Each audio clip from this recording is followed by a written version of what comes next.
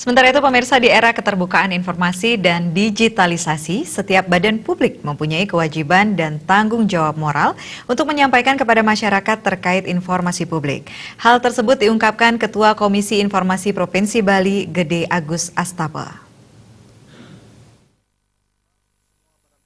Ketua Komisi Informasi Provinsi Bali, Gede Agus Astapa mengatakan, di tahun 2019 diharapkan semua badan publik lebih memahami tentang Undang-Undang Nomor 14 Tahun 2008 tentang keterbukaan informasi publik.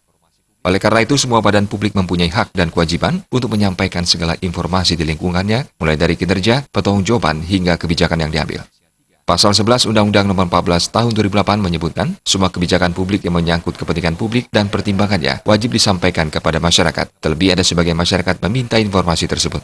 Oleh karena itu tidak ada lagi alasan informasi publik ditutup-tutupi jika orang lain meminta informasi tersebut. Dalam pasal 11 Undang-Undang 14 Tahun 2008 dikatakan semua kebijakan publik yang menyangkut kepentingan publik dan pertimbangannya wajib disampaikan kepada masyarakat. Apalagi ada masyarakat yang meminta informasi itu juga wajib disampaikan. Jadi tidak ada alasan lagi untuk ditutup-tutupi kalau orang lain meminta informasi.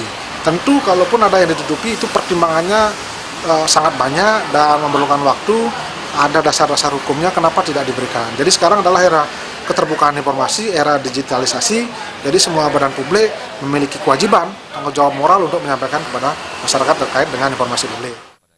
Selama tahun 2018, Komisi Informasi Provinsi Bali telah menangani 8 sengketa informasi yang diakibatkan badan publik enggan memberikan informasi kepada masyarakat. Putusannya adalah informasi tersebut harus diberikan dan dibuka. Di awal tahun 2019, sudah ada 2 sengketa informasi yang masuk, yaitu Wali Bali dengan Pelindo 3 dan Kesbangpol dengan masyarakat akibat tidak ditanggapinya permohonan informasi tersebut. Diharapkan setiap badan publik menanggapi permintaan pihak-pihak lain terhadap informasi, jangan mengabaikan kewajiban tersebut. Angga Ratana, Bali TV.